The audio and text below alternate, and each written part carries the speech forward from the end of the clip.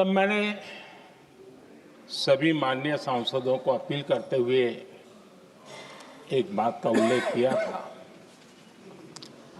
मैंने कहा था कि ये सत्र भारत के विजयोत्सव का सत्र है।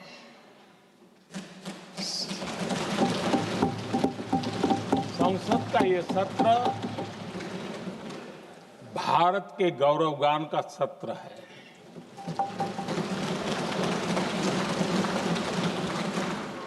आदरणीय अध्यक्ष जी, जब मैं विजयोत्सव की बात कर रहा हूं तब मैं कहना चाहूंगा कि ये विजयोत्सव आतंकी हेडक्वार्टर्स को मिट्टी में मिलाने का है।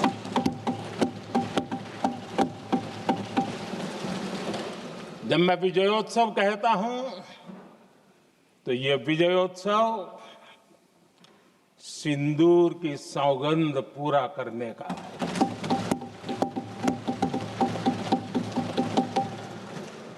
मैं जब ये विजयोत्सव कहता हूं तो ये भारत की सेना के शौर्य और सामर्थ्य का विजय गाथा कह रहा है।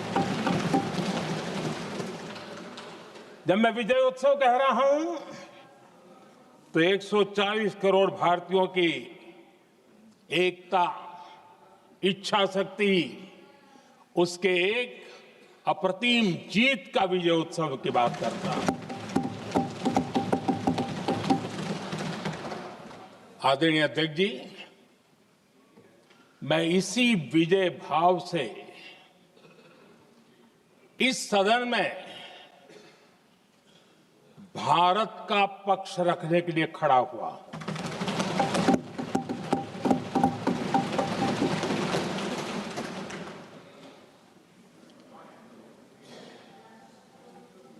और जिन्हें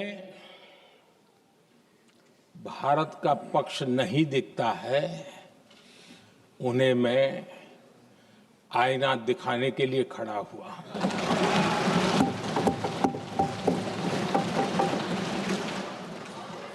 आदरणीय अध्यक्ष जी, मैं 140 करोड़ देशवासियों की भावनाओं में अपना स्वर मिलाने के लिए उपस्थित हुआ हूं।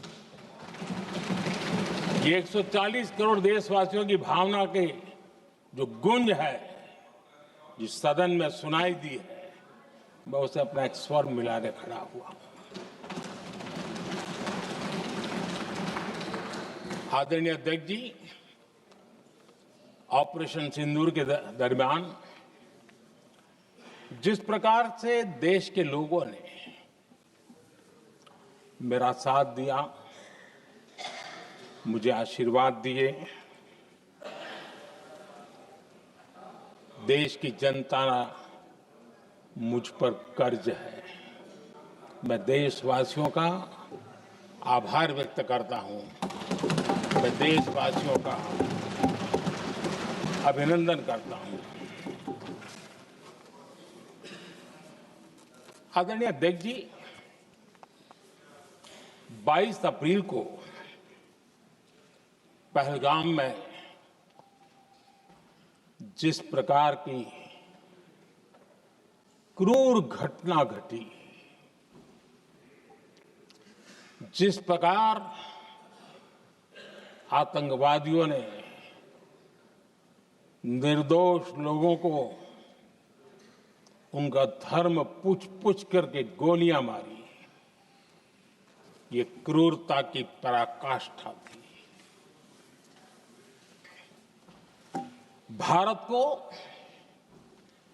हिंसा की आग में झोंकने का ये सुविचारित प्रयास था। भारत में दंगे फैलाने की ये साजिश थी। मैं आज देशवासियों का धन्यवाद करता हूं कि देश ने एकता के साथ उस साजिश को नाकाम कर दिया।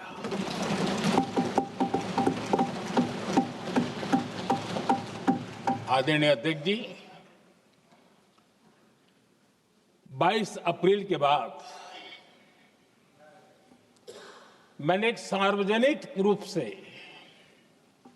और विश्व को समझ में आए इसलिए कुछ अंग्रेजी में भी वाक्यों का प्रयोग किया था और मैंने कहा था कि हमारा संकल्प है हम आतंकियों को मिट्टी में मिला देंगे।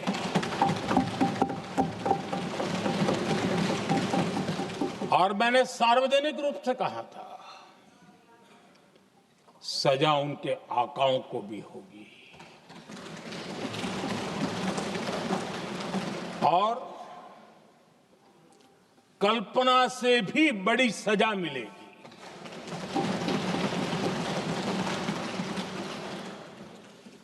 22 अप्रैल को मैं विदेश था, मैं तुरंत लौट के आया और आने के तुरंत बाद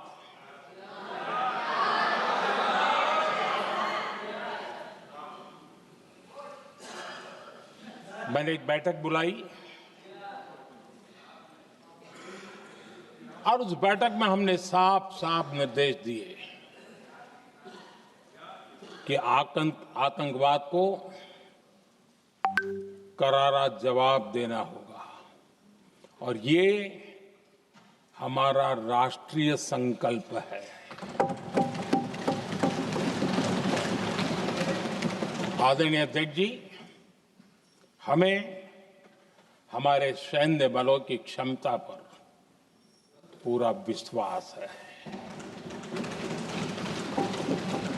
पूरा भरोसा है उनकी क्षमता पर, उनके सामर्थ्य पर, उनके साहस पर। सेना को कार्रवाई की खुली छूट दे दी गई और यह भी कहा गया कि सेना तय करें कब, कहां, कैसे, किस प्रकार से। ये सारी बातें उस मीटिंग में साफ साफ कह दी गई और कुछ बातें उसमें से मीडिया में शायद रिपोर्ट भी हुई है।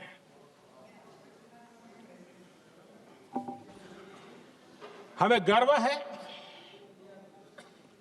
आतंकियों को वो सजा दी और सजा ऐसी है कि आज भी आतंक के उन आकाओं की नींद उड़ी हुई है।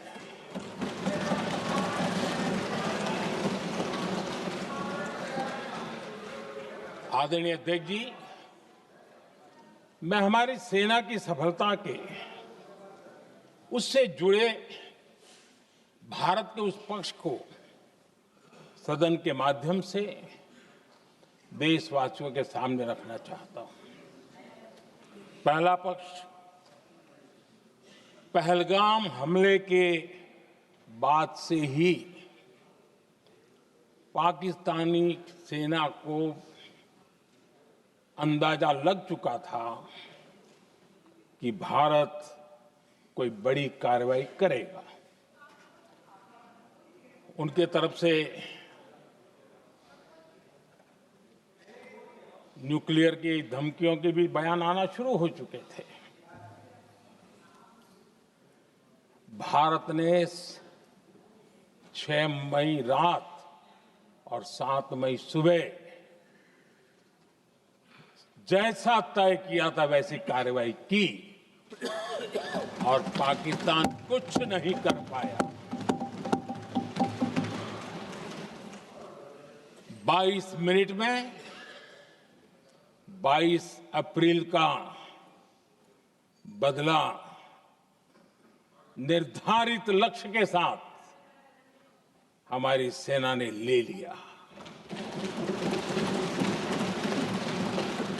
दूसरा पक्ष, आदरणीय अध्यक्ष जी, पाकिस्तान के साथ हमारी लड़ाई तो कई बार हुई है, लेकिन ये पहली ऐसी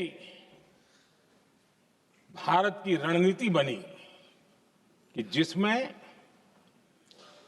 पहले जहां कभी नहीं गए थे वहां हम पहुंचे। पाकिस्तान के कोने कोने में आतंकी अड्डों को धुआं धुआं कर दिया गया।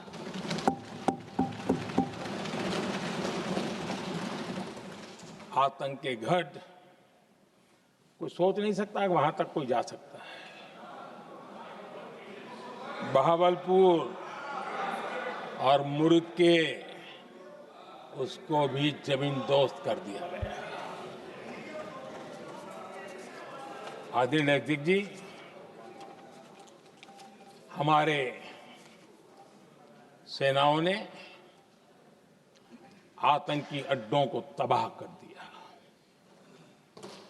तीसरा पक्ष, पाकिस्तान की न्यूक्लियर धमकी को हमने झूठा साबित कर दिया।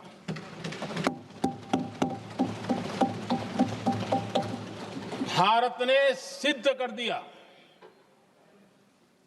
कि न्यूक्लियर ब्लैकमेलिंग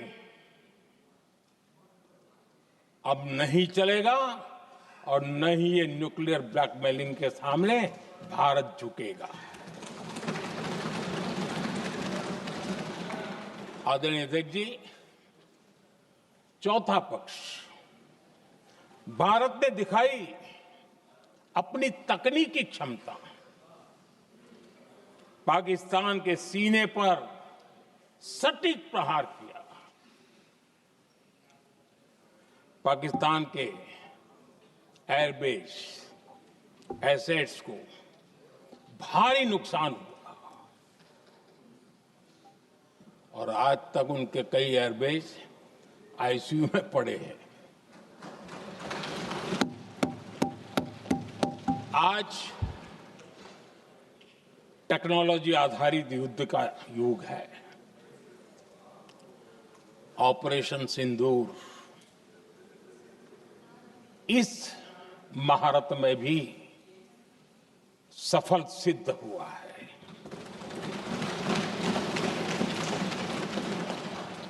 अगर पिछले 10 साल में जो हमने तैयारियां की हैं वो न की होती तो इस तकनीक के युग में हमारा कितना नुकसान हो सकता था, इसका हम अंदाज लगा सकते हैं। पांचवा पक्ष,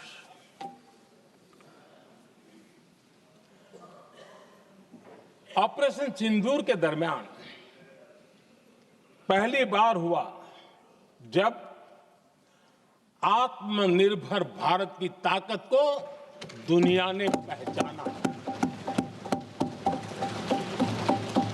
made in India drone, made in India missile ने पाकिस्तान के हथियारों की पोल खोल करके रख दी।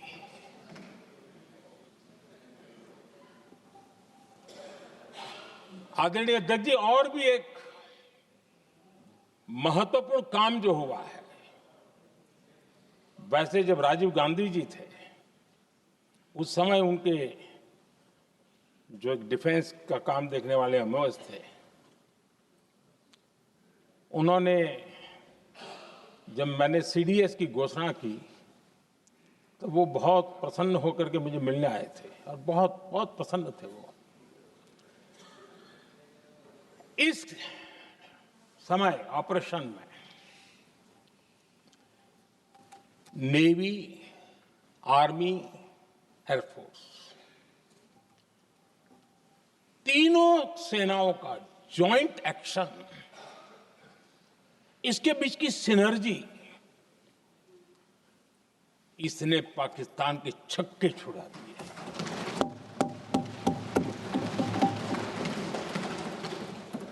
आदरणीय अध्यक्ष जी, आतंक की घटनाएं पहले भी देश में होती थी,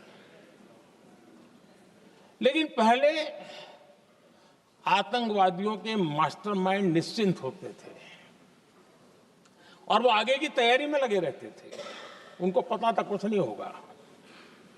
लेकिन अब स्थिति बदल गई है। अब हमले के बाद मास्टरमाइंड को नींद नहीं आती।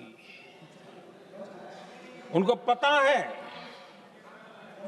कि भारत आएगा और मार के जाएगा।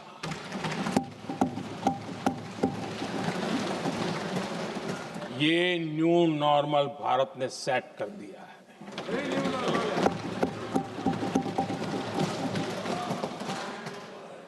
आदरणीय अध्यक्ष जी, दुनिया ने देख लिया कि हमारी कार्यवाही का दायरा कितना बड़ा, स्केल कितना बड़ा। सिंदूर से लेकर के सिंधु तक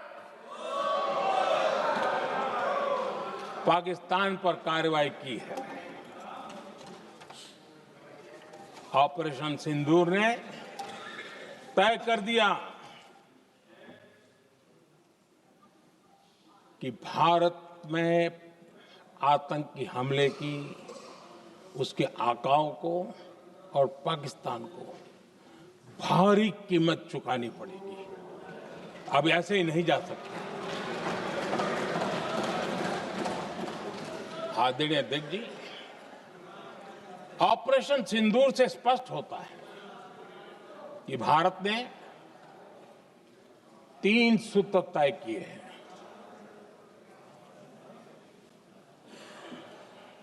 अगर भारत पर आतंकी हमला हुआ तो हम अपने तरीके से, अपनी शर्तों पर, अपने समय पर जवाब दे करके रहेंगे।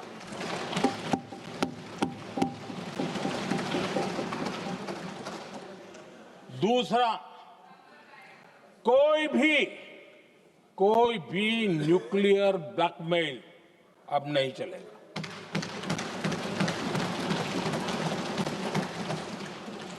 और तीसरा, हम आतंकी सरपरस्त सरकार और आतंक के आकाओं, उनको अलग अलग नहीं देखेंगे। आदरणीय अध्यक्ष जी,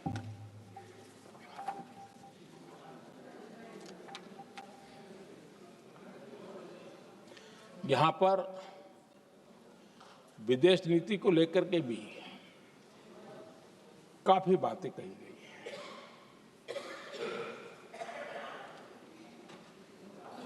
दुनिया के समर्थन को लेकर के भी काफी बातें कही गई हैं। मैं आज सदन में कुछ बातें पूरी स्पष्टता से कह रहा हूं। दुनिया में किसी भी देश ने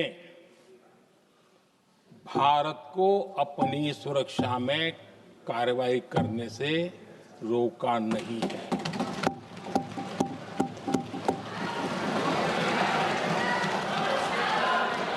संयुक्त राष्ट्र 193 कंट्रीज,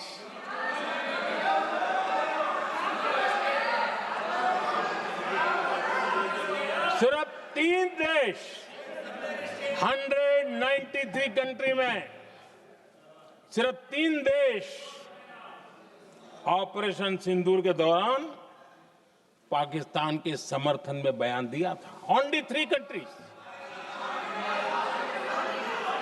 क्वाड हो,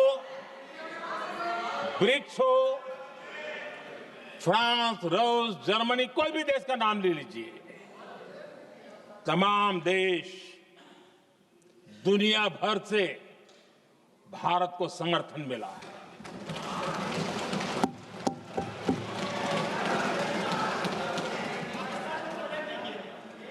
आदरणीय अध्यक्ष जी, दुनिया का समर्थन तो मिला,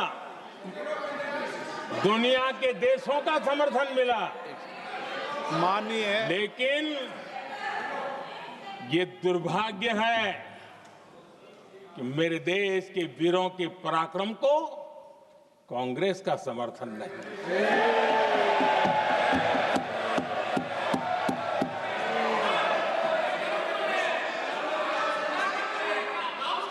22 अप्रैल के बाद 22 अप्रैल के आतंकी हमले के बाद 3-4 दिन में ही ये उछल रहे थे और कहना शुरू कर दिया, कहां गई 56 इंच की छाती, कहां खो गया मोदी, मोदी तो फेल हो गया। क्या मजा ले रहे थे। उनको लगता है वाह बाजी मार ली। उनको पहलगाम के निर्दोष लोगों की हत्या में भी वो अपनी राजनीति तराशते थे।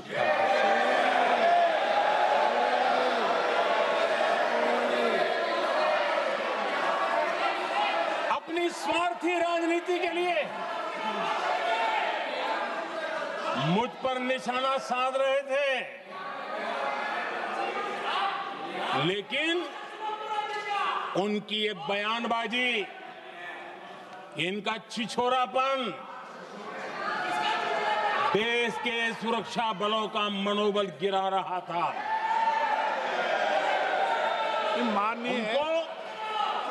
माननीय प्रतिपक्ष के नेता, एक मिनट, प्रतिपक्ष के नेता आपकी बात सबने ध्यान से सुनी। आप बेटे कांग्रेस कर रहे हैं और कुछ नेताओं को पीछे से, ये उचित नहीं है आपके लिए। न भारत के सामर्थ्य पर भरोसा है और न ही भारत की सेनाओं पर।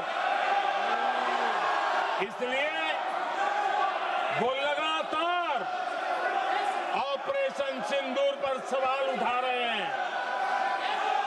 ऐसा करके आप लोग मीडिया में हेडलाइंस तो ले सकते हैं, लेकिन देशवासियों के दिलों में जगह नहीं बना सकते।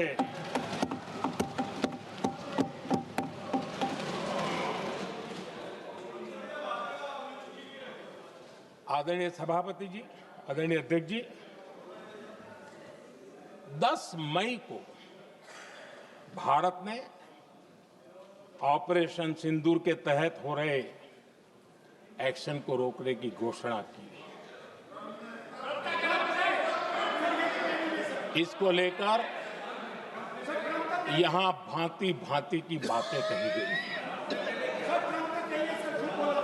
ये वही प्रोपेगेंडा है जो सीमा पार से फैलाया गया है। कुछ लोग सेना द्वारा दिए गए तथ्यों की जगह पाकिस्तान के झूठ प्रचार को आगे बढ़ाने में जुटे हुए हैं।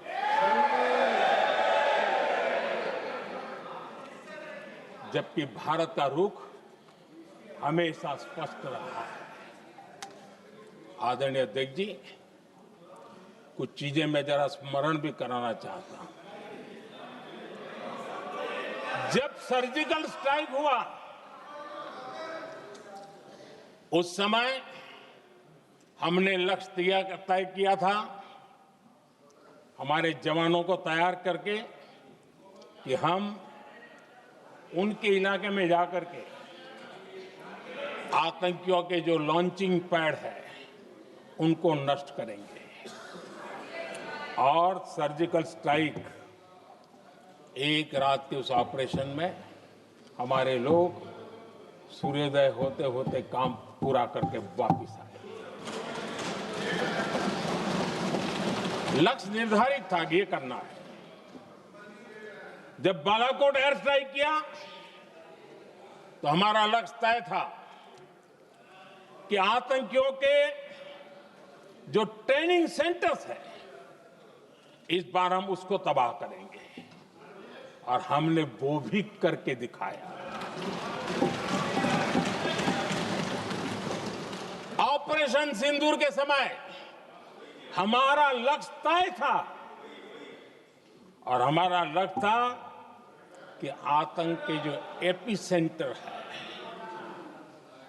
और पहलगाम के आतंकियों को जहां से पुरजोश योजना बनी, ट्रेनिंग मिली, व्यवस्था मिली, उस पर हमला करेंगे। हमने उनके नाभि पर हमला कर दिया।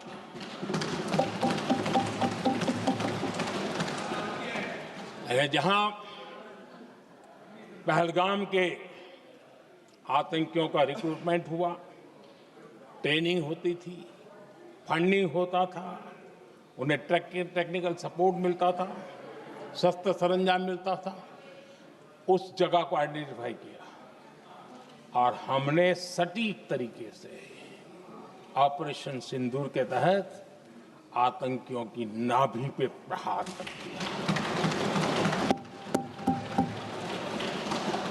और आदरणीय अध्यक्ष जी, इस बार भी हमारी सेना ने 100% लक्ष्यों को हासिल करके देश के सामर्थ्य का परिचय दिया।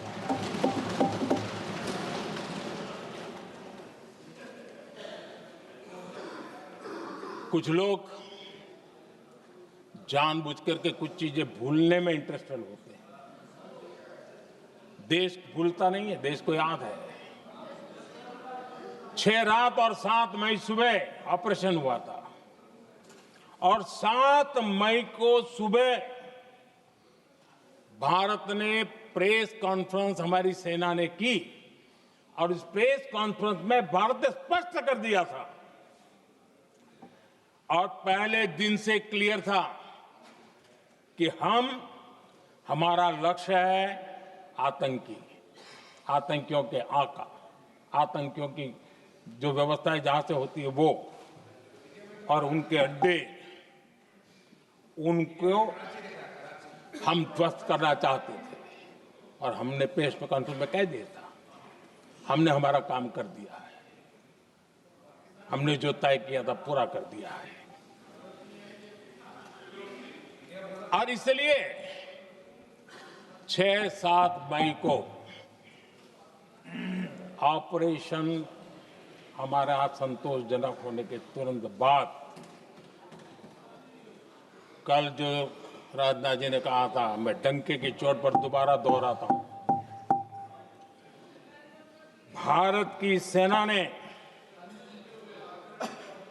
पाकिस्तान की सेना को चंद मिनटों में बता दिया कि हमारा ये लक्ष्य था, हमने लक्ष्य पूरा कर दिया है, ताकि उनको पता चले और हमें भी पता चले कि उनके दिल दिमाग में क्या चलता है।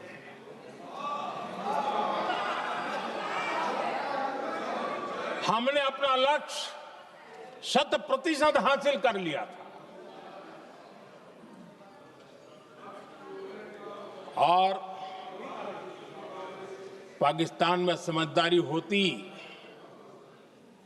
तो आतंकियों के साथ खुलेआम खड़े रहने की गलती न करता। उसने निर्लज्ज होकर के आतंकवादियों के साथ खड़े रहने का फैसला किया। हम पूरी तरह तैयार थे, हम भी मौके की तलाश में थे, लेकिन हमने दुनिया को बताया था कि हमारा लक्ष्य आतंकवाद है, आतंकवादी आका है, आतंकवादी ठिकाने हैं, वो हमने पूरा कर दिया। लेकिन जब पाकिस्तान ने आतंकियों की मदद में आने का फैसला किया और मैदान में उतरने की हरकत की, तो भारत की सेना ने सालों तक याद रह जाए ऐसा करारा जवाब दे करके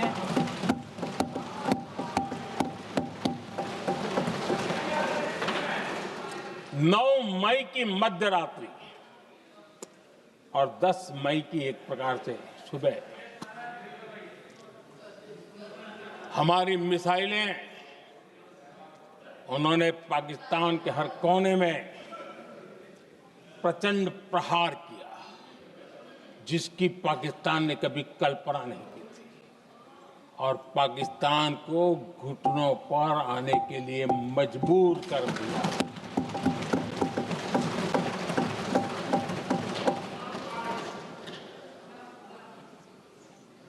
आपने टीवी में भी देखा है, वहां से क्या बयान आते थे। पाकिस्तान के लोग, अरे मैं तो स्विमिंग पूल में नहा रहा था, कोई कह रहा था मैं तो दफ्तर जाने की तैयारी कर रहा था। हम कुछ सोचे इस पहले तो भारत ने तो हमला कर दिया। ये पाकिस्तान के लोगों के बयान है और देश ने देखे हैं। स्विमिंग पूल में नहा रहा था।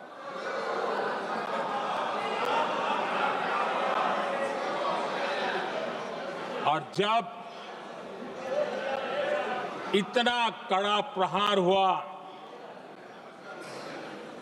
पाकिस्तान ने कभी सोचा तक नहीं था, तब जाकर के पाकिस्तान ने फोन करके डीजीएमओ के सामने फोन करके गुहार लगाई, बस करो, बहुत मारा, अब ज्यादा मार झेलने की ताकत नहीं है,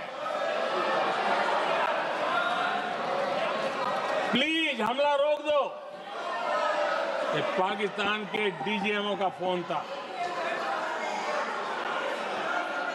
और भारत ने तो पहले दिन ही कह दिया था, 7 तारीख सुबह की प्रेस देख लीजिए, कि हमने हमारा लक्ष्य पूरा कर दिया है, अगर आप कुछ करोगे तो महंगा पड़ेगा।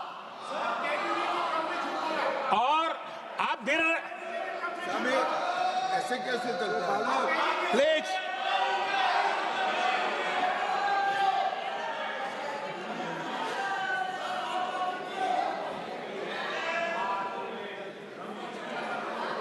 मैं आज दोबारा कह रहा हूं, ये भारत की स्पष्ट नीति थी, सुविचारित नीति थी, सेना के साथ मिलकर के तय की हुई नीति थी, और वे ये थी कि हम आतंक, उनके आका, उनके ठिकाने, ये हमारा लक्ष्य है। और हमने कहा, पहले दिन प्रेस कॉन्फ्रेंस में कहा है कि हमारा एक्शन नॉन एक्सीलेटरी है, ये हमने कह करके किया है। और इसके लिए साथियों हमने हमला रोका। अध्यक्ष जी,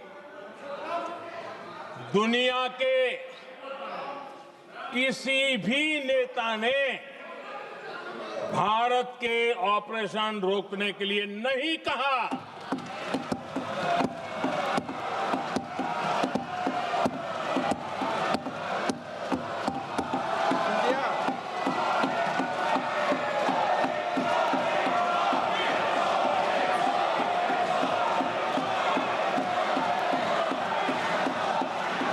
उसी दौरान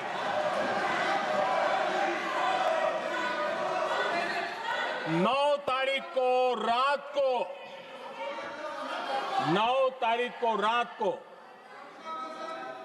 अमेरिका के उपराष्ट्रपति जी ने मुझसे बात करने का प्रयास किया। वो घंटे भर कोशिश कर रहे थे, लेकिन मेरी सेना के साथ मीटिंग चल रही थी, तो मैंने उनका फोन उठा नहीं पाया। बाद में मैंने उनको कॉल बैक किया। मैंने कहा कि आपका फोन था, 3-4 बार आपका फोन आ गया, क्या है? तो अमेरिका के उपराष्ट्रपति जी ने मुझे फोन पे बताया कि पाकिस्तान बहुत बड़ा हमला करने वाला है, ये उन्होंने मुझे बताया। मेरा जो जवाब था, जिनको समझ नहीं आता है उनको तो नहीं आएगा,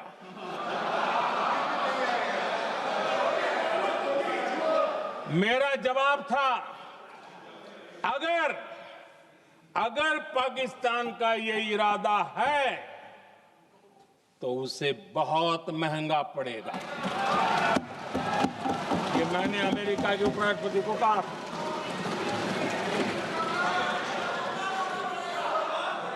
अगर पाकिस्तान हमला करेगा तो हम बड़ा हमला कर करके जवाब देंगे, ये मेरा जवाब था। और आगे मेरा एक वाक्य था, मैंने कहा था, हम गोली का जवाब गोले से देंगे। ये 9 तारीख रात की बात है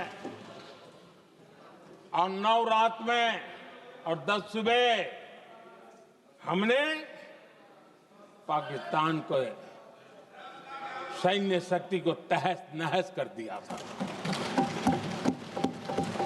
और यही हमारा जवाब था, यही हमारा जज्बा था। और आज पाकिस्तान भी भली भांति जान गया है कि भारत का हर जवाब पहले से ज्यादा तगड़ा होता है।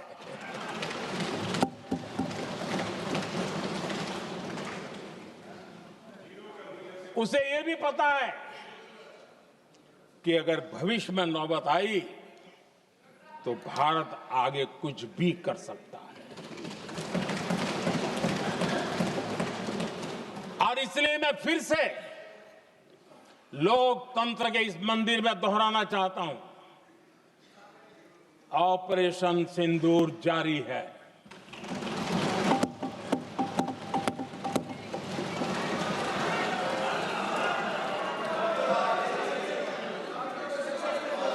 पाकिस्तान ने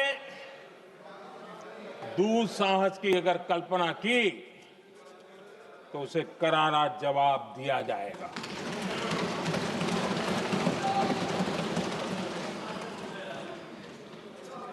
आदरणीय अध्यक्ष जी, आज का भारत आत्मविश्वास से भरा हुआ है। आज का भारत आत्मनिर्भरता के मंत्र को लेकर के पूरी शक्ति के साथ तेज गति से आगे बढ़ रहा है। देश देख रहा है भारत आत्मनिर्भर बनता जा रहा है। लेकिन देश ये भी देख रहा है कि एक तरफ तो भारत आत्मनिर्भरता की ओर तेज गति से आगे बढ़ रहा है, लेकिन कांग्रेस मुद्दों के लिए पाकिस्तान पर निर्भर होती जा रही है।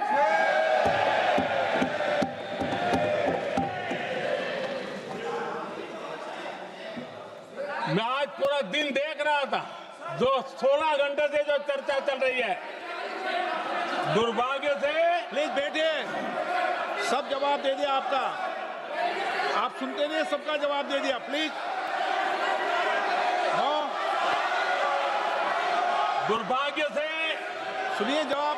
कांग्रेस को पाकिस्तान के मुद्दे इंपोर्ट करने पड़ रहे हैं।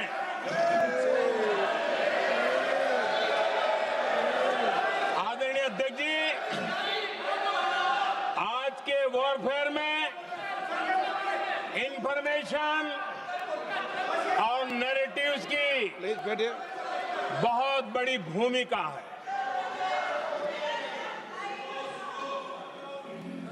नैरेटिव घड़ करके, एआई का भी भरपूर उपयोग करके सेनाओं के मनोबल को कमजोर करने के खेल भी खेले जाते हैं। जनता के अंदर अविश्वास पैदा करने के भी भरपूर प्रयास होते हैं। दुर्भाग्य से कांग्रेस और उसके सहयोगी पाकिस्तान के ऐसे ही प्रपंच के प्रवक्ता बन चुके हैं।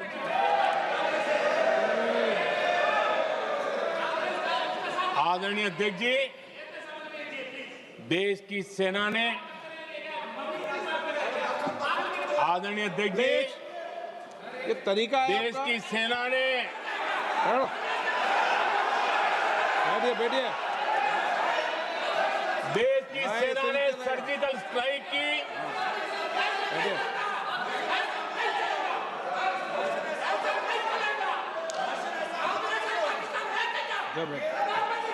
बैठिए बैठिए। आदरणीय अध्यक्ष जी, देश की सेना ने सफलतापूर्वक सर्जिकल स्ट्राइक की तो तुरंत कांग्रेस वालों ने सेना से सबूत मांगे थे, लेकिन जब उन्होंने देश का मूड देखा, देश का मिजाज देखा, तो सुर उनके बदलने लगे और बदल करके क्या कहने लगे। कांग्रेस के लोगों ने कहा, ये सर्जिकल स्ट्राइक क्या बड़ी बात है, ये तो हमने भी की थी। एक ने कहा 3 सर्जिकल स्ट्राइक की थी, दूसरे ने कहा 6 सर्जिकल स्ट्राइक की थी, तीसरे ने कहा 15 सर्जिकल स्ट्राइक की थी। जितना बड़ा नेता उतना बड़ा आंकड़ा चल रहा था।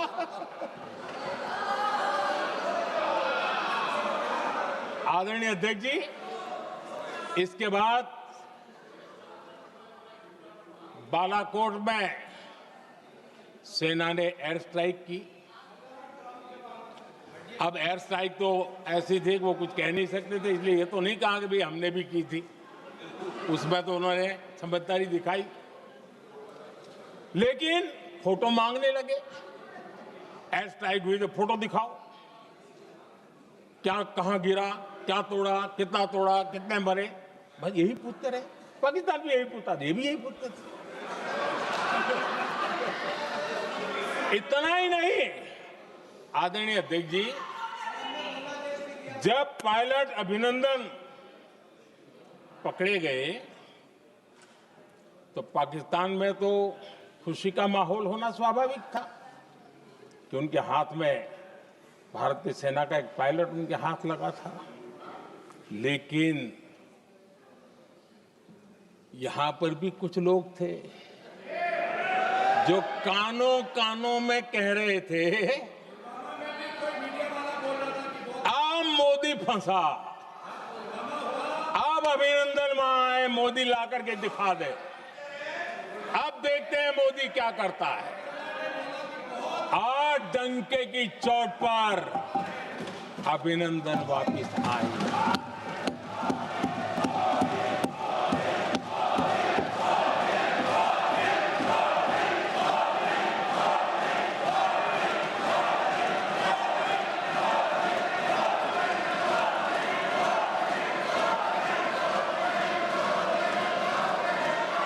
अभिनंदन को ले आए तो इनकी बोलती बंद हो गई। इनको लगा यार ये नसीब वाला आदमी है, हमारा हथियार हाथ से निकल गया। आदरणीय अध्यक्ष जी, पहलगाम हमले के बाद हमारा बीएसएफ का एक जवान पाकिस्तान के कब्जे में गया, तो फिर इनको लगा वाह बड़ा मुद्दा हाथ में आ गया है, अब मोदी फंस जाएगा। अब तो मोदी की फजीयत जरूर होगी। और उनकी इकोसिस्टम ने सोशल मीडिया में बहुत सारी कथाएं वायरल की कि ये बीएसएफ के जवान का क्या होगा, उसके परिवार का क्या होगा, ये वापस आएगा, कब आएगा, कैसे आएगा, न जाने क्या क्या चला दिया। आदरणीय अध्यक्ष जी, बीएसएफ का वो जवान भी आन बान शान के साथ वापस आया।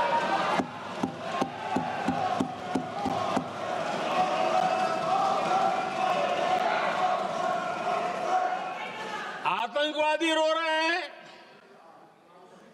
आतंकवादियों के आका रो रहे हैं, और उनको रोते देखकर यहां भी कुछ लोग रो रहे हैं।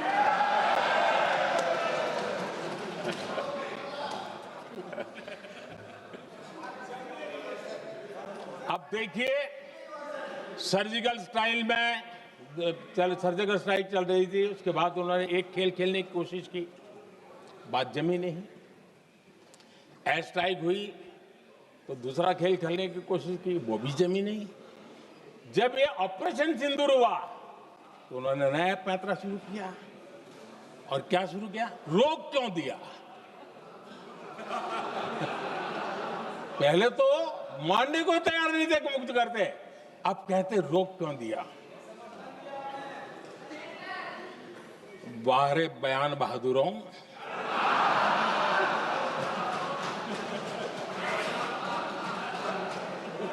आपको विरोध का कोई न कोई बहाना चाहिए। और इसलिए सिर्फ मैं नहीं, पूरा देश आप पर हंस रहा है।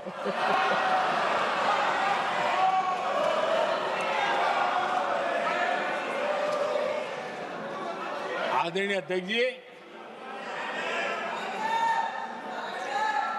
सेना का विरोध, सेना के प्रति एक पता नहीं नेगेटिविटी, ये कांग्रेस का पुराना रवैया रहा। देश ने अभी करगिल विजय दिवस मनाया, लेकिन देश पूरी तरह जानता है कि उनके कार्यकाल में और आज तक करगिल के विजय को कांग्रेस ने अपनाया नहीं। न करगिल विजय दिवस मनाया है, न करगिल विजय का गौरव किया। इतिहास साक्षी है अध्यक्ष जी। जब डोकलाम में सैन्य हमारा शौर्य दिखा रहा था, तब कांग्रेस के नेता चुपके चुपके किससे ब्रीफिंग लेते थे वो सारी दुनिया अब जान गई।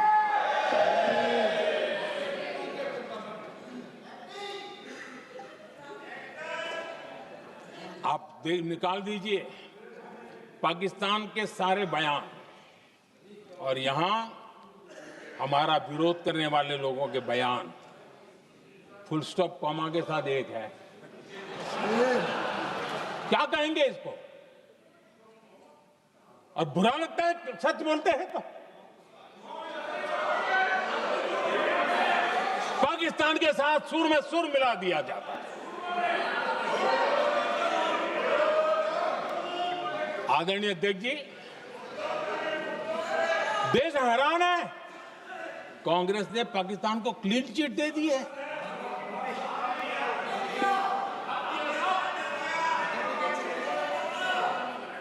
उनकी ये हिम्मत, और इनकी आदत जाती नहीं है, ये हिम्मत कि पहलगाम के आतंकी पाकिस्तानी थे, इसका सबूत दो।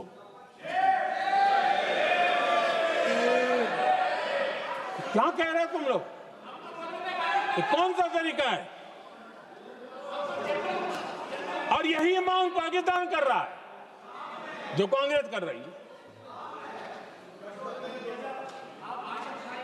और आदरणीय अध्यक्ष जी, आज जब सबूतों की कोई कमी नहीं है, सब कुछ आंखों के सामने दिखता है, तब ये हालत है। अगर ये सबूत ना होते तो क्या करते ये लोग, आप बताइए। आदरणीय अध्यक्ष जी,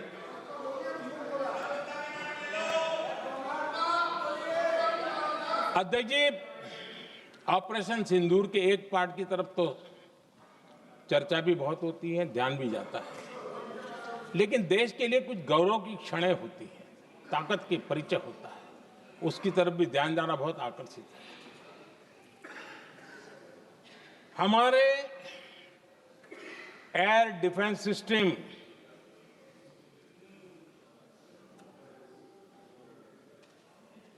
दुनिया में इसकी चर्चा है। हमारे एयर डिफेंस सिस्टम ने पाकिस्तान की मिसाइल और ड्रोन्स उसको तिनके की तरफ बिखेर दिया था।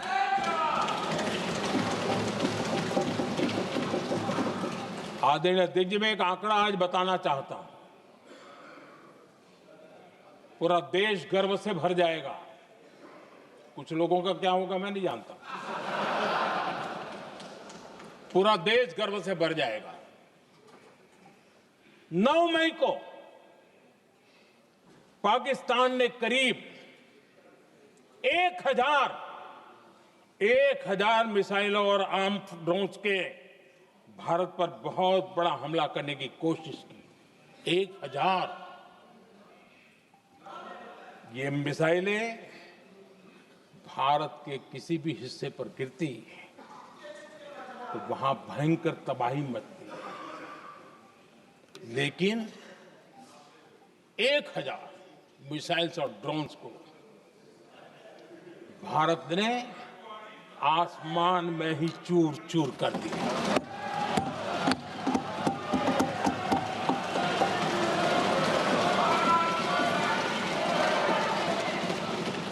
हर देशवासी को इससे गर्व हो रहा। लेकिन जैसे कांग्रेस के लोग इंतजार कर रहे थे, कुछ तो गड़बड़ होगी यार, मोदी मरेगा, कहीं तो फंसेगा।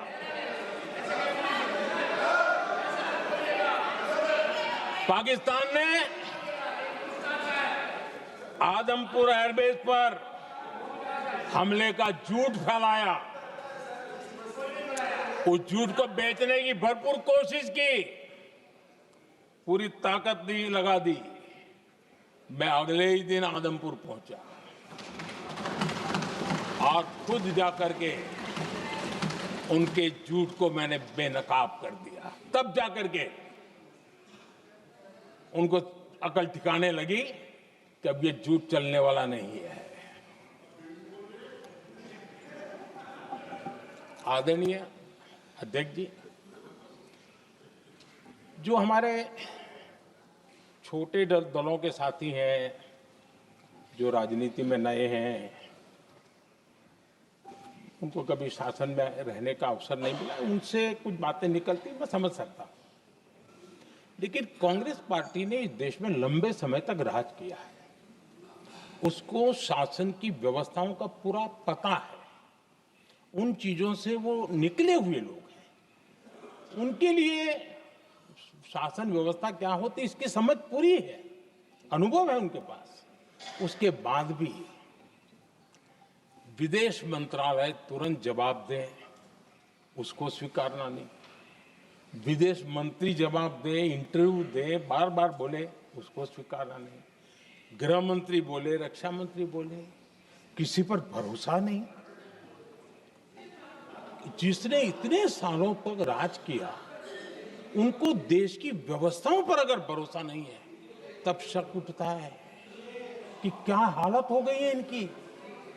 आदरणीय अध्यक्ष जी, अब कांग्रेस का भरोसा पाकिस्तान के रिमोट कंट्रोल से बनता है और बदलता है।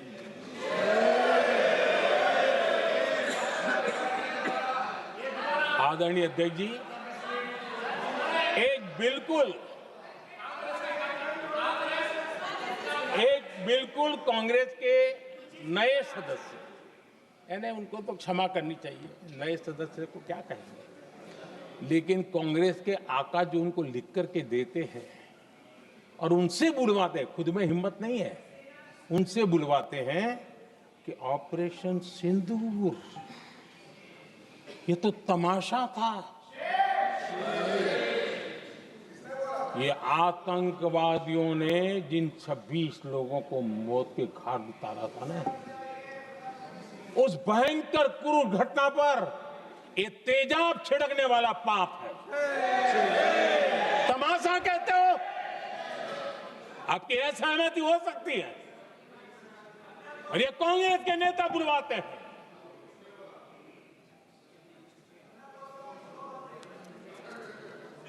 आदरणीय अध्यक्ष जी,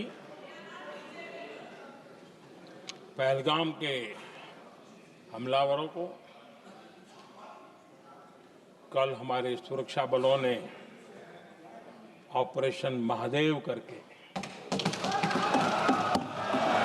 अपने अंजाम तक पहुंचाया।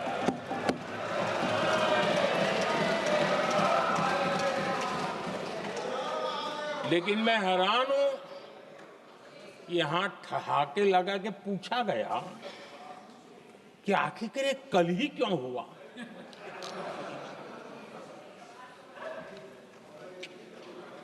अब ये क्या हो गया है मुझे समझ नहीं आ रहा है। क्या ये ऑपरेशन के लिए कोई सावन महीने का सोमवार ढूंढा गया था क्या? क्या हो गया है लोगों को? हताशा, निराशा इस हद तक।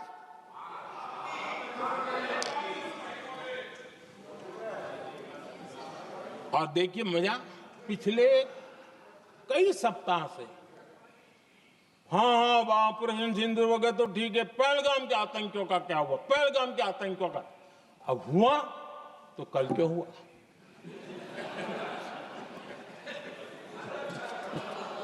और कल ही क्यों हुआ। क्या हाल है अध्यक्ष जी का।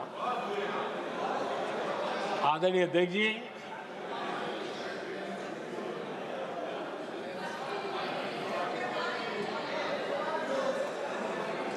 आदरणीय अध्यक्ष जी, शास्त्रों में कहा गया है, हमारे शास्त्रों में कहा गया है, शस्त्रेण रक्षिते राष्ट्रे, शस्त्रेण रक्षिते राष्ट्रे शास्त्र चर्चा प्रवर्तते। अर्थात जब राष्ट्र शस्त्र से सुरक्षित होते हैं तभी वहां शास्त्र की, ज्ञान की चर्चाएं जन्म ले पाती है। जब सीमा पर सेनाएं मजबूत होती है तभी लोकतंत्र प्रखर होता है। आदरणीय अध्यक्ष जी, ऑपरेशन सिंदूर बीते दशक में भारत की सेना के सशक्तिकरण का एक साक्षात प्रमाण है। ऐसे ही नहीं हुआ है। कांग्रेस के शासन के दौरान सेनाओं को आत्मनिर्भर बनाने के संबंध में सोचा तक नहीं जाता था। आज भी आत्मनिर्भर शब्द की मजाक उड़ाई जाती है। वैसे वो महात्मा गांधी से आया हुआ है, लेकिन आज भी मजाक उड़ाई जाती है। हर रक्षा सौदे में कांग्रेस अपने मौके खोजती रहती थी।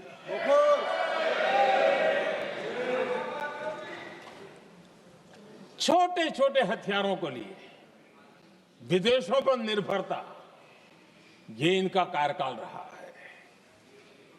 Bullet proof jacket, night vision camera तक नहीं होते थे।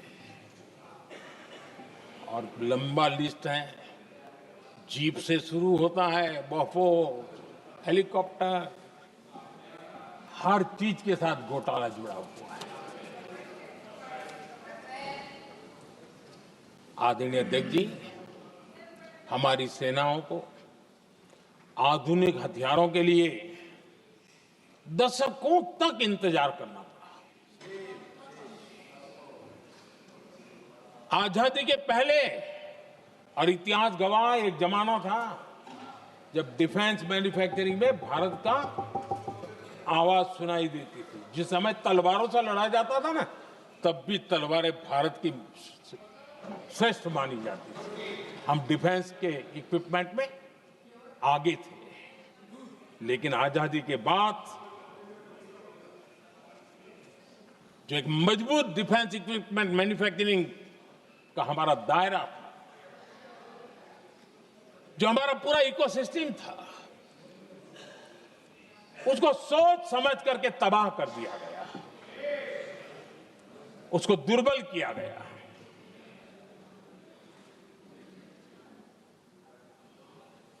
रिसर्च और मैन्युफैक्चरिंग के लिए रास्ते बंद कर दिए गए। अगर इसी नीति पर हम चलते तो भारत इस 21वीं सदी में ऑपरेशन सिंदूर के संबंध में सोच भी नहीं सकता। यह हालत करके रखा हुआ था उन्होंने। भारत को सोचना पड़ता कि अगर कोई एक्शन लेना है तो शस्त्र कहां से मिलेंगे, साधन कहां से मिलेगा, बारूद कहां से मिलेगा, समय पर मिलेगा या नहीं मिलेगा, बीच बचाव में रुकता नहीं जाएगा, ये टेंशन पालना पड़ता है।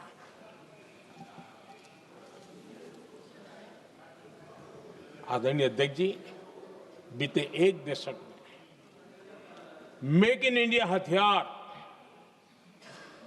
सेना को मिले, उन्होंने इस ऑपरेशन में बहुत निर्णायक भूमिका निभाई।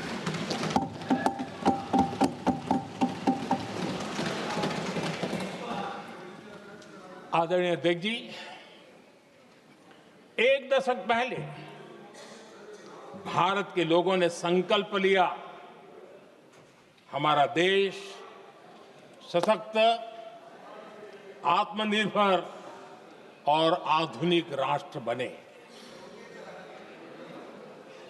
रक्षा, सुरक्षा, हर क्षेत्र में बदलाव के लिए एक के बाद एक ठोस कदम उठाए गए, सीरीज ऑफ रिफॉर्म्स किए गए और देश में सेना में जो रिफॉर्म्स हुए हैं, जो आजादी के बाद पहली बार हुए। चीफ ऑफ डिफेंस स्टाफ की नियुक्ति, ये विचार कोई नया नहीं था, दुनिया में प्रयोग भी चलते हैं, भारत में निर्णय नहीं होते थे। हमने, ये बहुत बड़ा रिफॉर्म था, हमने किया और बहुत ही, मैं हमारी तीनों सेनाओं का अभिनंदन करता हूं कि इस व्यवस्था को उन्होंने दिल से सहयोग किया है, दिल से स्वीकार किया है। सबसे बड़ी ताकत जॉइंटनेस और इंटीग्रेशन की इस समय नेवी हो, एयरफोर्स हो, आर्मी हो, ये इंटीग्रेशन और जॉइंटनेस ने हमारी ताकत को अनेक गुना बढ़ा दिया और उसका परिणाम भी हमें नजर में आया है, ये हमने करके दिखाया है। सरकार की जो डिफेंस प्रोडक्शन की कंपनियां थी, उसमें हमने रिफॉर्म किए।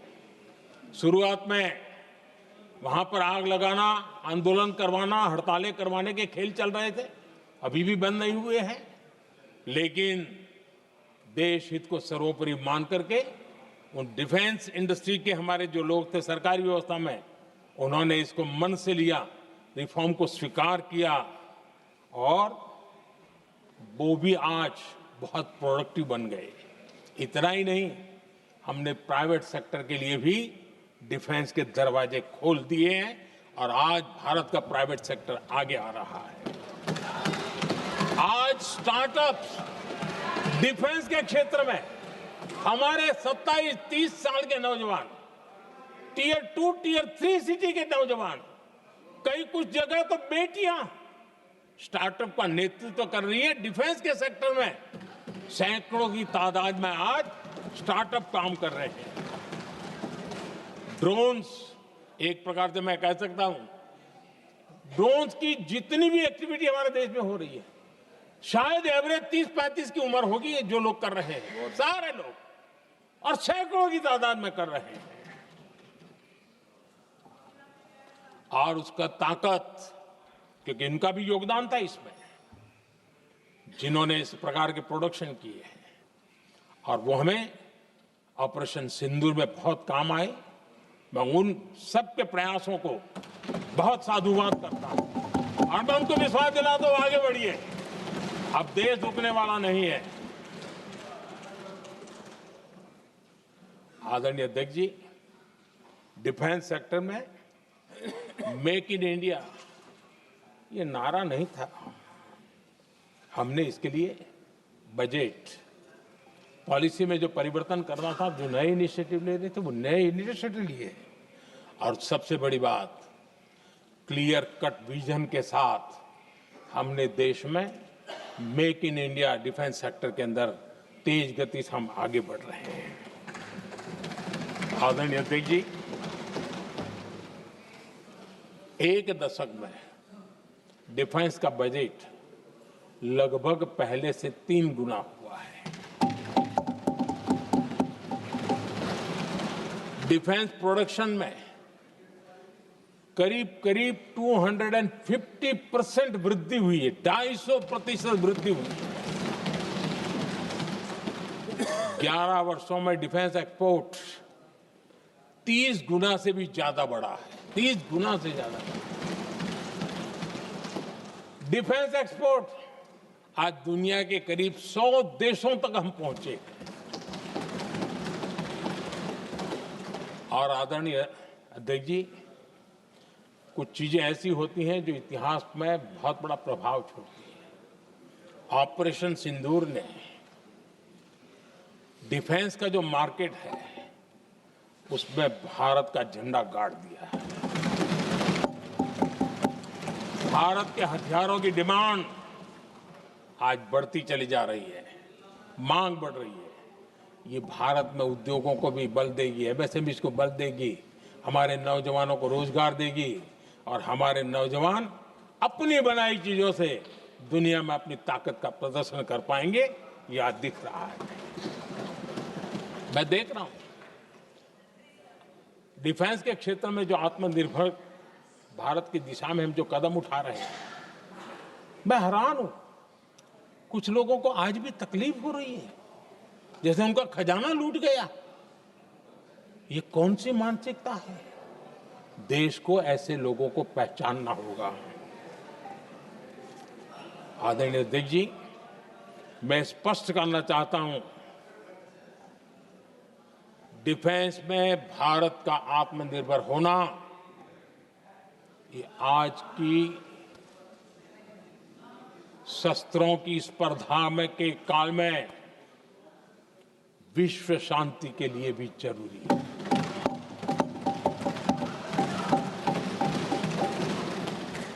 मैं पहले भी कह चुका हूं, भारत युद्ध का नहीं बुद्ध का देश है। हम समृद्धि शांति चाहते हैं, लेकिन हम ये कभी न भूले कि समृद्धि का और शांति का रास्ता शक्ति से ही गुजरता है।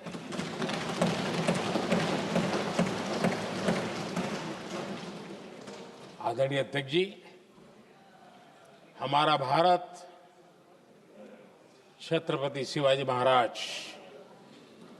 महाराजा रणजीत सिंह, राजेंद्र चोला, महाराणा प्रताप, लसित बोरफुकन और महाराजा सुहेलदेव का देश है।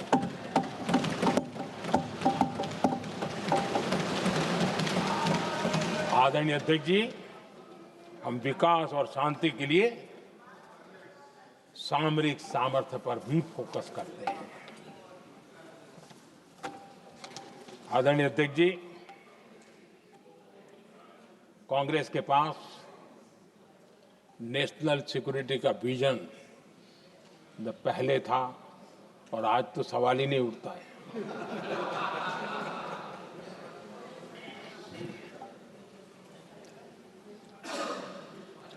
कांग्रेस ने हमेशा नेशनल सिक्योरिटी पर समझौता किया। आज जो लोग पूछ रहे हैं पीओके को वापस क्यों नहीं लिया, वैसे ये सवाल मुझे ही पूछ सकते हैं और किसको पूछ सकते हैं।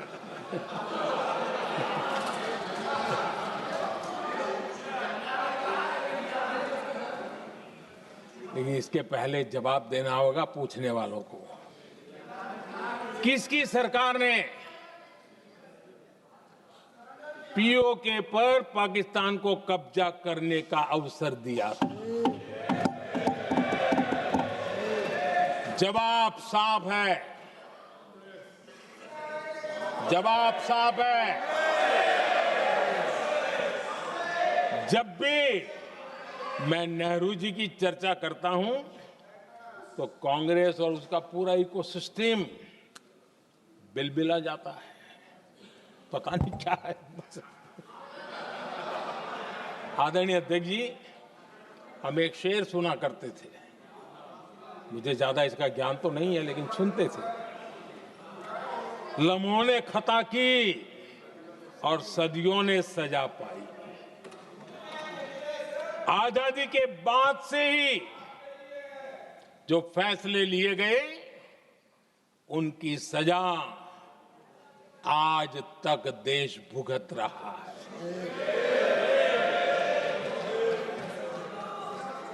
यहां बार बार एक बात का जिक्र हुआ और मैं फिर से करना चाहूंगा। अक्साई चीन की उस पूरे क्षेत्र को बंजर जमीन करार दिया गया, ये कह करके तो बंजर है। देश की 38,000 वर्ग किलोमीटर जमीन हमें खोनी पड़ी।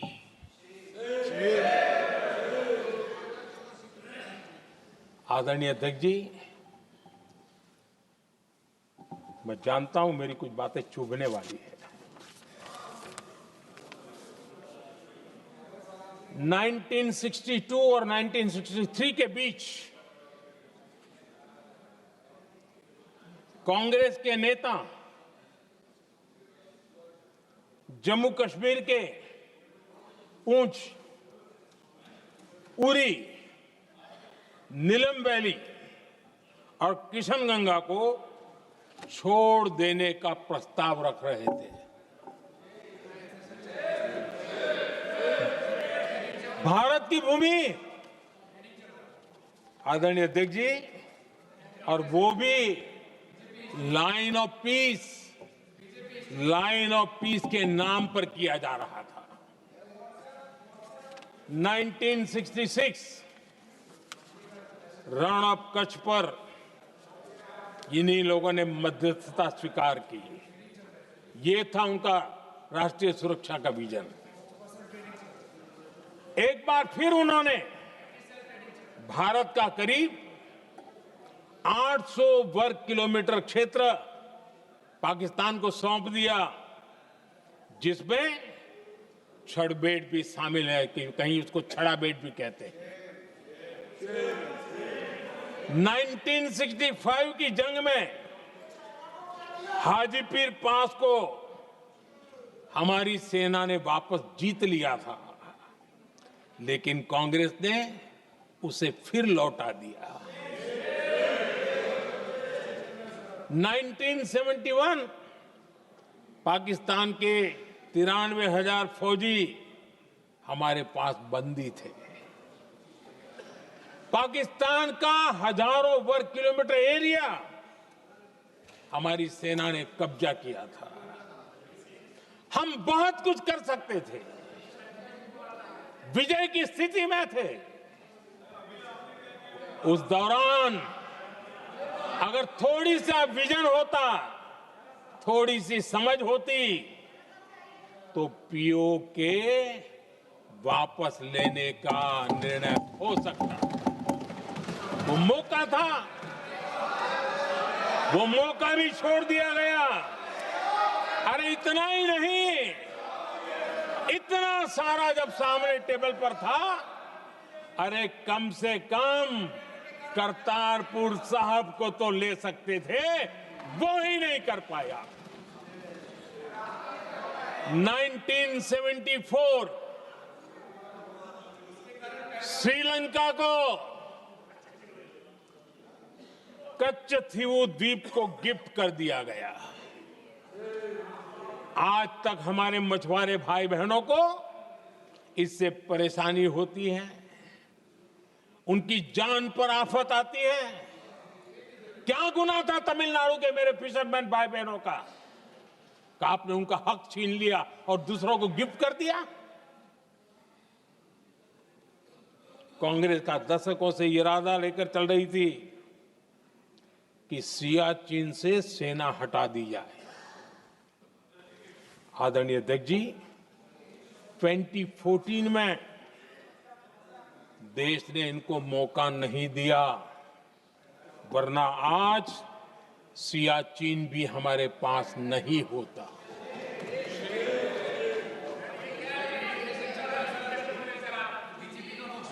आदरणीय अध्यक्ष जी, आजकल कांग्रेस के जो लोग हमें डिप्लोमेसी का पाठ पढ़ा रहे हैं, मैं उन्हें उनकी डिप्लोमेसी याद दिलाना चाहता हूं, ताकि उनको भी कुछ याद रहे, पता चले। 26/11 जैसे भयंकर हमले के बाद बहुत बड़ा आतंकी हमला था। कांग्रेस का पाकिस्तान से प्रेम नहीं रुका। इतनी बड़ी घटना 26/11 की हुई थी। विदेशी दबाव में हमले के कुछ हफ्तों के भीतर ही कांग्रेस सरकार ने पाकिस्तान से बातचीत शुरू कर दी। आदरणीय अध्यक्ष जी, कांग्रेस सरकार ने 26/11 की इतनी बड़ी घटना के बाद भी एक भी डिप्लोमेट को भारत से बाहर निकालने की हिम्मत नहीं की। छोड़ो, इधर एक वीजा तक कैंसिल नहीं किया, एक वीजा तक कैंसिल नहीं कर पाए थे। देश पर पाकिस्तानी स्पॉन्सर बड़े बड़े हमले होते गए, लेकिन यूपीए सरकार ने पाकिस्तान को मोस्ट फेवर्ड नेशन का दर्जा देकर रखा था। वो कभी वापस नहीं लिया था।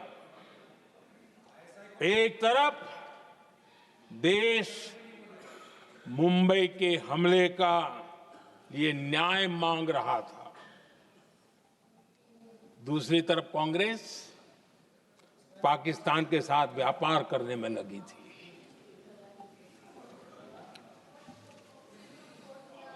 पाकिस्तान वहां से खून की होली खेलने वाले आतंकियों को भेजते रहे, और कांग्रेस यहां अमन की आश के मुशायरे किया करती थी। मुशायरे होते थे। हमने आतंकवाद और अमन की आस का ये वन वे ट्रैफिक बंद कर दिया।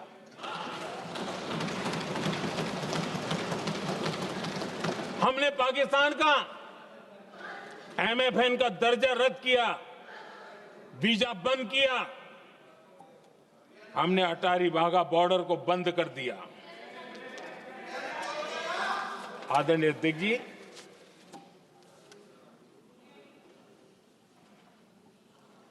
भारत के हितों को गिरवी रख देना ये कांग्रेस की पार्टी की पुरानी आदत है। इसका सबसे बड़ा उदाहरण सिंधु जल समझौता है। सिंधु जल समझौता किसने किया?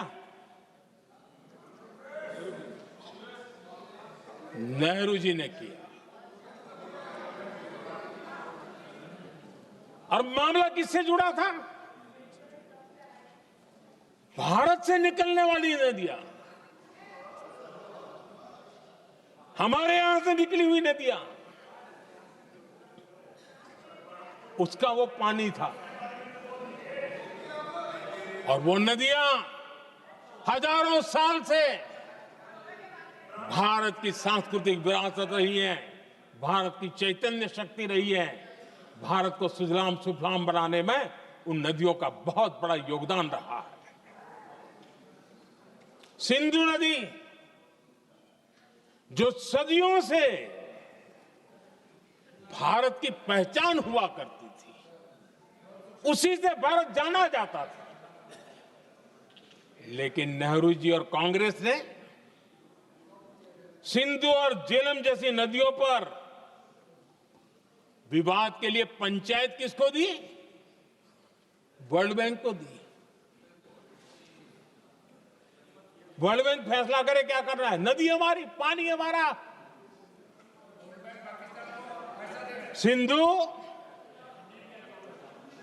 सिंधु जल समझौता सीधा सीधा भारत की अस्मिता और भारत के स्वाभिमान के साथ किया गया बहुत बड़ा धोखा था।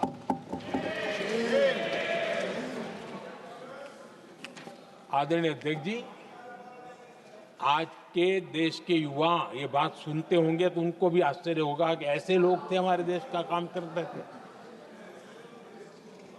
नेहरू जी ने इस ट्रीटी करी और क्या किया, ये जो पानी था, जो नदियां थी, जो भारत से निकल रही थी, उन्होंने 80% पानी पाकिस्तान को देने के लिए वो राजी हो गए। और इतना बड़ा हिंदुस्तान, उसको सिर्फ 20% पानी। कोई मुझे समझाए भाई ये कौन सी बुद्धिमानी थी, कौन सा देश हित था, कौन सी डिप्लोमेसी थी, क्या हालत करके बना के रखा था आप लोगों ने। इतनी बड़ी आबादी वाला हमारा देश, हमारे यहां से निकलती हुई ये नदियां, और सिर्फ 20% पानी, और 80% पानी उन्होंने उसको दिया जो देश खुलेआम भारत को अपना दुश्मन करार कर देता रहता है, दुश्मन कहता रहा। और ये पानी पर किसका हक था? हमारे देश के किसानों का, हमारे देश के नागरिकों का, हमारा पंजाब, हमारा जम्मू कश्मीर, देश के एक बहुत बड़े हिस्से को कि इन्होंने पानी के संकट में धकेल दिया इस एक कारण से। और राज्यों के भीतर भी पानी को लेकर के आपस में संघर्ष पैदा हुई है, प्रतिस्पर्धा पैदा हुई, और उनका जिस पर हक था उस पर पाकिस्तान मौज करता रहा। और ये दुनिया में अपनी डिप्लोमेसी के पाठ पढ़ाते रहते हैं। आदरणीय अध्यक्ष जी, अगर ये ट्रीटी न होती तो पश्चिमी नदियों पर कई बड़ी परियोजनाएं बनती। पंजाब, हरियाणा, राजस्थान और दिल्ली, वहां के किसानों को भरपूर पानी मिलता, पीने के पानी की कोई समस्या नहीं रहती। औद्योगिक प्रगति के लिए भारत बिजली बना पाता। इतना ही नहीं, नेहरू जी ने इसके उपरांत करोड़ों रुपए भी दिए ताकि पाकिस्तान नहर बना सके।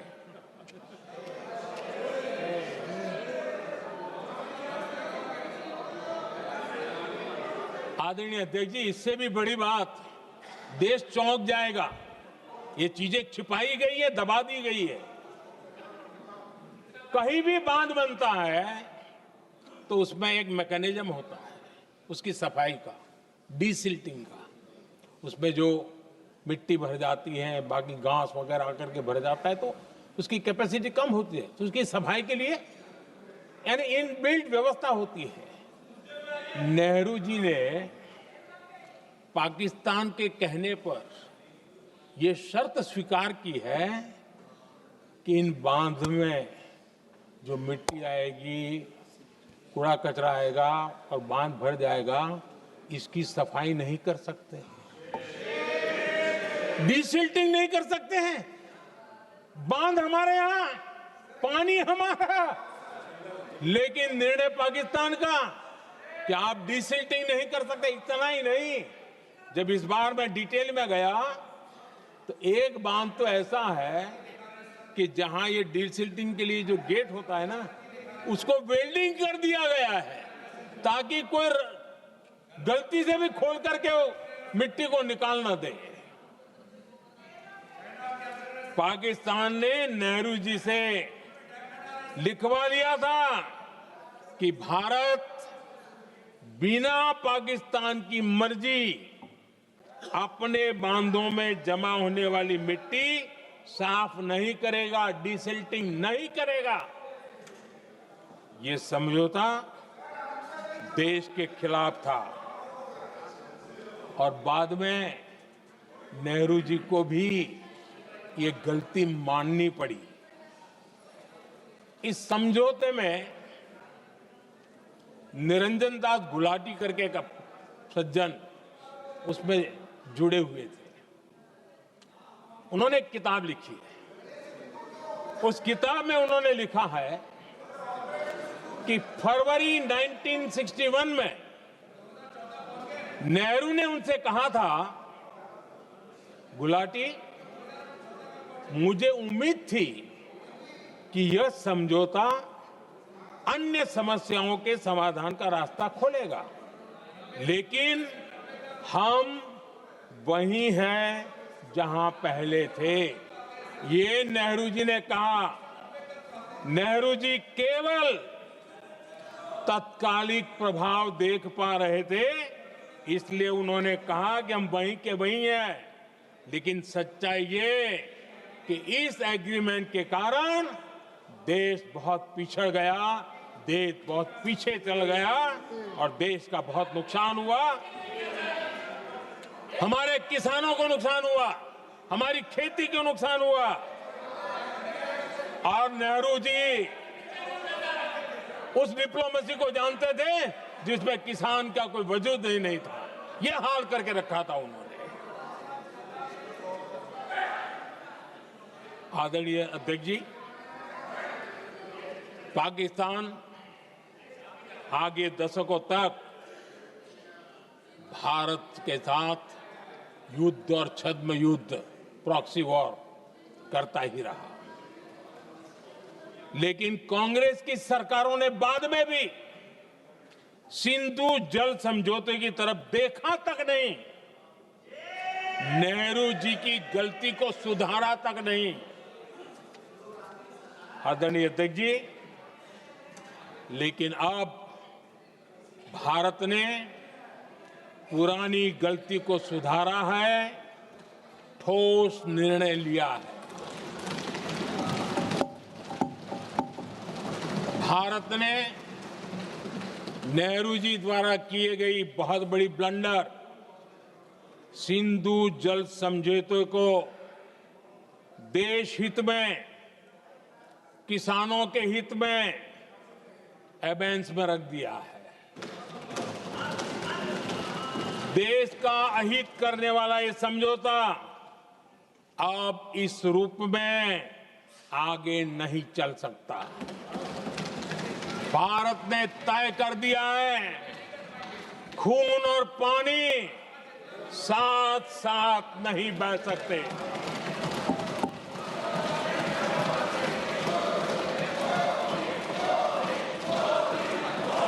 माननीय सदस्य, आप बहुत देर हो गई, आप उपनेता हैं, ये तरीका आप बैठे बैठे टोकते हैं, प्लीज, ये शोभा नहीं देता आपके लिए।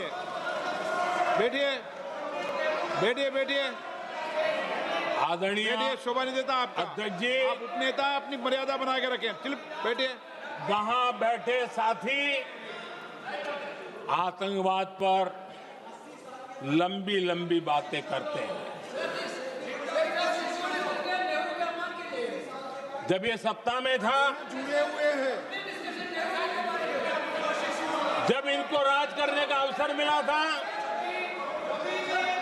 तब देश का हाल क्या है, क्या रहा था, वो आज भी देश भूला नहीं है। 2014 से पहले देश में असुरक्षा का जो माहौल था, अगर वो आज याद भी करे ना, तो लोग सिहर जाते हैं। आदरणीय अध्यक्ष जी, हम सबको याद है, जो नई पीढ़ी के बच्चे हैं उनको पता नहीं है, हम सबको पता है। हर जगह पे अनाउंसमेंट होता था, रेलवे स्टेशन पर जाओ, बस स्टैंड पर जाओ, एयरपोर्ट पर जाओ, बाजार में जाओ, मंदिर में जाओ, कहीं पर भी जाओ, जहां भी भीड़ होती है, कोई भी लावारिस चीज दिखे छूना मत, पुलिस को तुरंत जानकारी देना, वो बम हो सकता है। हम 2014 तक यही सुनते आए थे, ये हालात करके रखा था। देश के कोने कोने में यही हाल था। माहौल ये था कि जैसे कदम कदम पर बम बिछे हैं और खुद को ही नागरिकों ने बचाना है। उन्होंने हाथ ऊपर कर दिए थे, अनाउंस कर दिया। आदरणीय अध्यक्ष जी, कांग्रेस की कमजोर सरकारों के कारण देश को कितनी जानें गंवानी पड़ी, हमें अपनों को खोना पड़ा। आदरणीय अध्यक्ष जी, आतंकवाद पर ये लगाम लगाई जा सकती थी। हमारी सरकार ने 11 साल में ये करके दिखाया, एक बहुत बड़ा सबूत है। 2004 से 14 के बीच जो आतंकी घटनाएं होती थी, उन घटनाओं में बहुत बड़ी कमी आई है। इसलिए देश भी जानना चाहता है, अगर हमारी सरकार आतंकवाद पर नकेल कस सकती है, तो कांग्रेस सरकारों की ऐसी कौन सी मजबूरी थी कि आतंकवाद को फलने फूलने दिया। आदरणीय अध्यक्ष जी, कांग्रेस के राज में आतंकवाद अगर फला फूला है, तो उसका एक बड़ा कारण इनकी तुष्टीकरण की राजनीति है, वोट बैंक की राजनीति है। जब दिल्ली में बाटला हाउस एनकाउंटर हुआ, कांग्रेस के एक बड़ी नेता के आंख में आंसू थे, आतंकवादी मारे गए इसके कारण। और वोट पाने के लिए इस बात को हिंदुस्तान के कोने कोने में पहुंचाया गया। आदरणीय अध्यक्ष जी, 2001 में देश की संसद पर हमला हुआ था। तब कांग्रेस के एक बड़े नेता ने अफजल गुरु को बेनिफिट ऑफ डाउट देने की बात कही थी। आदरणीय अध्यक्ष जी, मुंबई में 26/11 का इतना बड़ा आतंकी हमला हुआ, एक पाकिस्तानी आतंकी जिंदा पकड़ा गया। पाकिस्तान की मीडिया ने, दुनिया ने यह स्वीकार किया कि पाकिस्तानी है, लेकिन यहां कांग्रेस पार्टी इतना बड़ा पाकिस्तान का पाप, इतना बड़ा पाकिस्तानी आतंकी हमला, और ये क्या खेल खेल रहे थे? वोट बैंक की राजनीति के लिए क्या कर रहे थे? कांग्रेस पार्टी इसको भगवा आतंक सिद्ध करने में जुटी हुई है।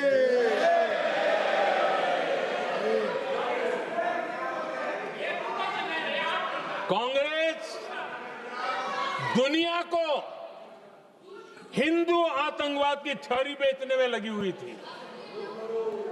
कांग्रेस के एक नेता ने अमेरिका के बड़े राजनयिक को यहां तक कह दिया था कि लश्कर-ए तोयबा से भी बड़ा खतरा भारत के हिंदू ग्रुप है। यह कहा गया था। तुष्टीकरण के लिए कांग्रेस ने जम्मू कश्मीर में भारत का संविधान, बाबा साहब आंबेडकर का संविधान उसे जम्मू कश्मीर में पैर नहीं रखने दिए, इन्होंने घुसने नहीं दिया, उसे बाहर रखा। तुष्टीकरण और वोट बैंक की राजनीति के लिए कांग्रेस हमेशा देश की सुरक्षा को बलि चढ़ाती रही। आदरणीय अध्यक्ष जी, तुष्टीकरण के लिए ही कांग्रेस ने आतंकवाद से जुड़े कानूनों को कमजोर किया। गृहमंत्री जी ने आज विस्तार से सदन में कहा है, इसलिए मैं इसको रिपीट करना नहीं चाहता। आदरणीय अध्यक्ष जी, मैंने इस सत्र की शुरुआत में आग्रह किया था, मैंने कहा था कि दल हित में हमारे मत मिले न मिले, दल हित में हमारे मत मिले न मिले, देश हित में हमारे मन जरूर मिलने चाहिए। पहलगाम की विभीषिका ने हमें गहरे घाव दिए हैं, उसने देश को झकझोर दिया है। इसके जवाब में हमने ऑपरेशन सिंदूर किया तो सेनाओं के पराक्रम ने, हमारे आत्मनिर्भर अभियान ने देश में एक सिंदूर स्पिरिट पैदा किया है।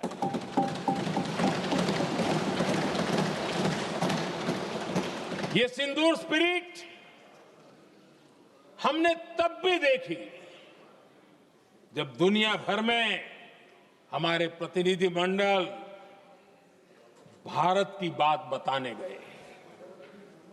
मैं उन सभी साथियों को बहुत बहुत बधाई देता हूं। आपने बहुत ही प्रभावी ढंग से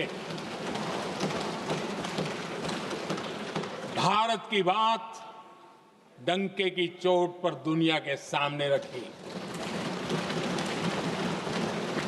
लेकिन मुझे दुख इस बात का है, हैरानी भी है, जो खुद को कांग्रेस के बड़े नेता समझते हैं, उनके पेट में दर्द हो रहा है कि भारत का पक्ष दुनिया के सामने क्यों रखा गया। शायद कुछ नेताओं को सदन में बोलने पर भी पाबंदी लगा दी गई है। आदरणीय अध्यक्ष जी, इस मानसिकता से बाहर निकलने की जरूरत है। कुछ पंक्तियां मेरे मन में आती हैं, मैं अपने भाव व्यक्त करना चाहता हूं। आदरणीय अध्यक्ष जी, करो चर्चा और इतनी करो, करो चर्चा और इतनी करो कि दुश्मन दहशत से दहल उठे। दुश्मन दहशत से दहल उठे। रहे ध्यान बस इतना ही, रहे ध्यान बस इतना ही, मान सिंदूर और सेना का प्रश्नों में भी अटल रहे। हमला मां भारती पर हुआ अगर, तो प्रचंड प्रहार करना होगा। दुश्मन जहां भी बैठा हो, हमें भारत के लिए ही जीना होगा। मेरा कांग्रेस के साथियों से आग्रह है कि एक परिवार के दबाव में पाकिस्तान को क्लीन चिट देना बंद कर दें। जो देश की विजय की क्षण है, कांग्रेस उसे देश के उपहास का क्षण न बनाए। कांग्रेस अपनी गलती सुधारें। मैं आज सदन में फिर स्पष्ट करना चाहता हूं, अब भारत आतंकी नर्सरी में ही आतंकियों को मिट्टी में मिलाएगा।